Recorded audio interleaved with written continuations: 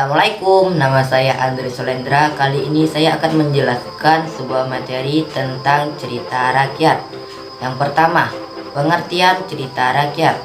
Cerita rakyat adalah cerita yang dikembangkan di setiap daerah dan diceritakan asal-usul atau legenda yang terjadi di daerah masing-masing. Cerita rakyat juga diambil dari rakyat dan cerita rakyat juga termasuk sebuah dongeng. Selanjutnya, ciri-ciri cerita rakyat. Ciri-ciri cerita rakyat yang pertama yaitu adalah cerita rakyat disampaikan secara lisan. Kemudian cerita rakyat disampaikan secara turun-menurun. Cerita rakyat juga tidak diketahui siapa penemu pertamanya. Cerita rakyat kaya akan nilai-nilai luhur, bersifat tradisional, dan yang terakhir, cerita rakyat memiliki bentuk-bentuk klise. Sekian, terima kasih materi dari saya. Wassalamualaikum warahmatullahi wabarakatuh. Ini mengenali dan memahami surat. Oke, yang pertama adalah mengenali ciri surat pribadi dan surat dinas. Surat pribadi adalah bentuk komunikasi ditulis surat menyurat yang dilakukan oleh seseorang kepada orang lain sebagai pribadi, bukan sebagai wakil atau urusan. Oke, yang kedua adalah mengidentifikasi ciri surat dinas.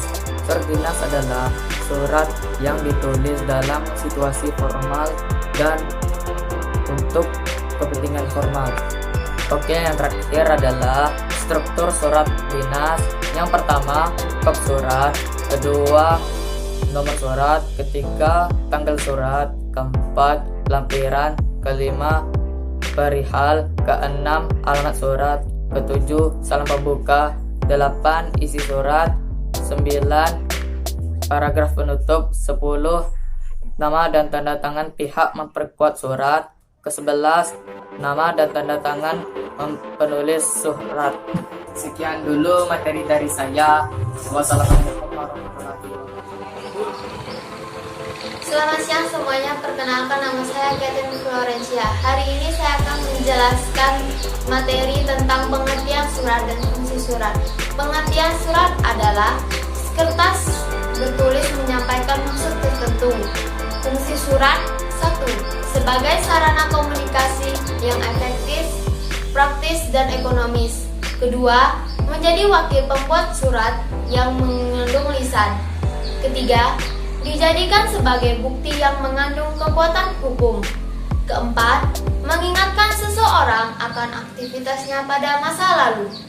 Kelima, menjadi surat jaminan, misalnya surat keamanan dan gadai. Keenam, menjadi alat promosi. Ketujuh, menghemat waktu, tenaga, dan biaya karena selembar surat dapat mewakili pembuat surat. Sekian dari saya, sampai jumpa dan selamat siang. Assalamualaikum warahmatullahi wabarakatuh. Di sini saya akan menjelaskan teks prosedur.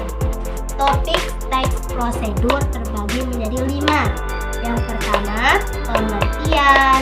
Kedua, ciri-ciri. Ketiga, tujuan.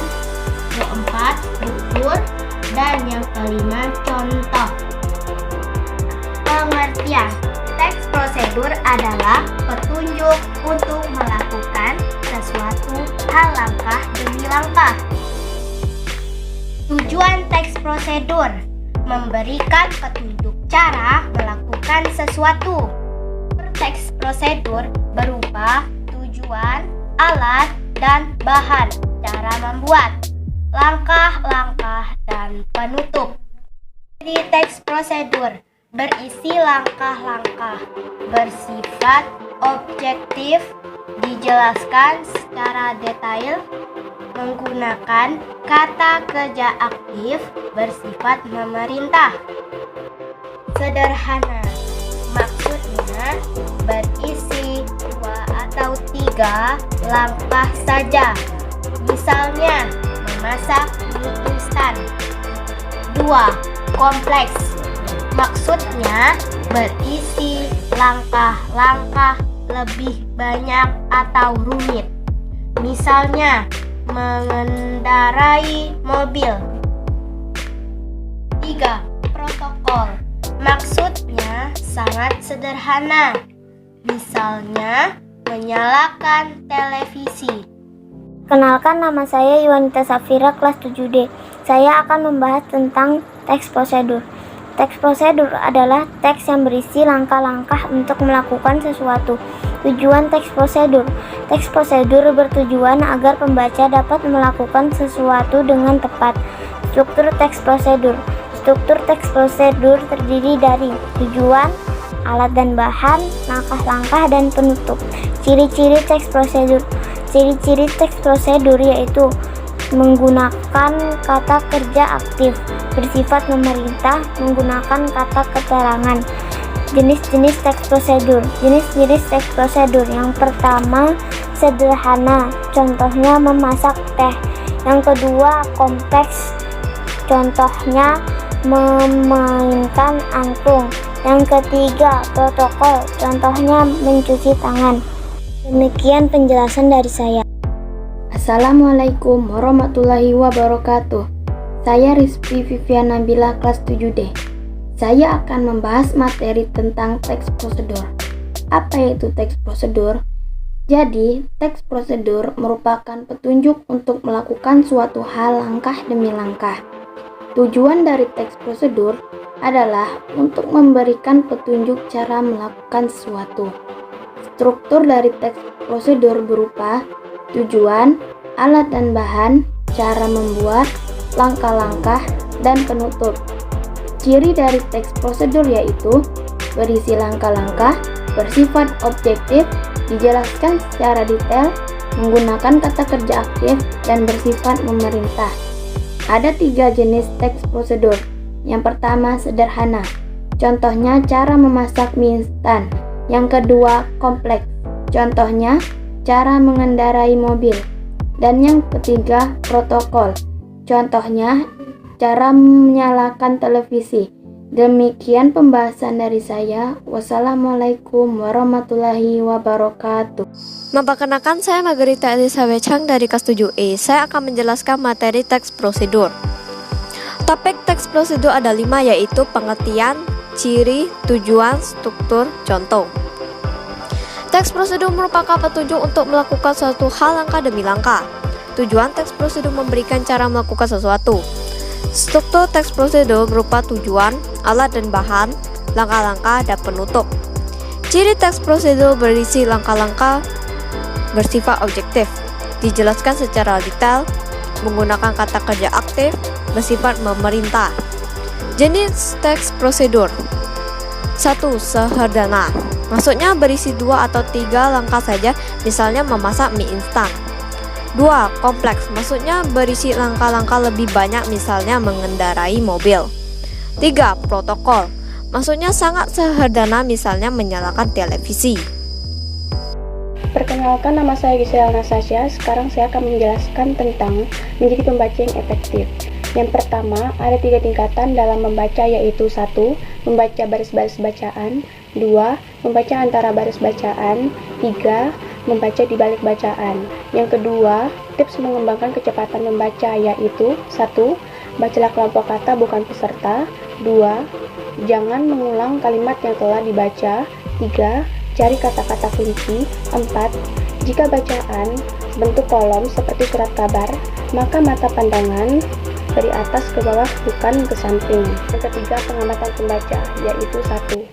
Menyuarakan apa yang telah dibaca, 2. Membaca per kata, 3. Menulis menggunakan pensil atau ujung jari atau menunjuk, 4. Konsentrasi terbelah karena memikirkan hal lain selain bacaan, 5. Bergumam, 6. Mengulang bacaan. Itu saja yang mau saya sampaikan. Terima kasih, selamat pagi. Assalamualaikum warahmatullahi wabarakatuh. Perkenalkan, nama saya Muhammad Ilham Nafis, kelas 7E. Saya akan menyampaikan materi tentang menelaah struktur dan bahasa fabel. Fabel adalah cerita yang menggambarkan watak dan budi manusia yang pelakunya diperankan oleh binatang. Fabel memiliki 4 struktur, yaitu 1. Orientasi. Bagian awal suatu cerita yang berisi pengenalan tokoh, latar, tempat, dan waktu. 2. Komplikasi. Permasalahan antara satu tokoh dengan tokoh lainnya. 3. Resolusi. Bagian pemecahan masalah. 4. Koda. Bagian akhir fabel yang berisi perubahan pada tokoh dan pelajaran yang dapat dipetik dari cerita tersebut. Sekian, terima kasih. Wassalamualaikum warahmatullahi wabarakatuh. Assalamualaikum warahmatullahi wabarakatuh. Perkenalkan, nama saya Aulia Safitri dari SMP Negeri 1 Pangkalan Baru. Hari ini saya akan menjelaskan sedikit tentang teks deskripsi. Apa itu teks deskripsi? Teks deskripsi adalah penggambaran suatu objek, tempat atau peristiwa secara jelas dan terperinci. Contoh teks deskripsi. 1. Melibatkan panca indera. 2. Menjelaskan ciri-ciri fisik objek. 3. Pembaca dapat mendengar, melihat, dan merasakan objek yang sedang dideskripsikan. Pola-pola pengembangan teks deskripsi. 1. Pendefinisian. 2. Tematis. 3. Spasial atau ruang. 4. Urutan waktu.